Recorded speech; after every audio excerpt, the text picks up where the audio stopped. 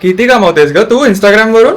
चल सांगते. ओके, हा प्रश्न तर मला खूप जण विचारतात, पण मी तुम्हाला एक अमाऊंट सांगू शकत नाही, कारण की आपल्या सॅलरीसारखी फिक्स टर्म नसते. एका रीलचे मला इतकेही मिळतात, कधी कधी एका रीलचे मला इतकेही मिळतात. आणि मेन म्हणजे आज रील पोस्ट केल्यानंतर उद्या लगेच पैसे येतात असं नाही. कधी कधी 1 महिन्याने, 2 महिन्याने, लिटरली 3 महिन्याने पण भीक मागून मागून एजन्सीकडून ब्रँडकडनं पैसे घ्यावे लागतात. आणि मॅक्सिमम अमाऊंट बघायला गेला तर तुम्ही लॅक्समध्ये पण कमवू शकतात, तर कधी कधी झिरो पण येतात. लिटरली लास्ट इयर लगातार 3 महिने माझ्याकडे एकही ब्रँड कोलॅब नव्हतं. सो मी 3 महिने एकही रुपया कमावला नाही.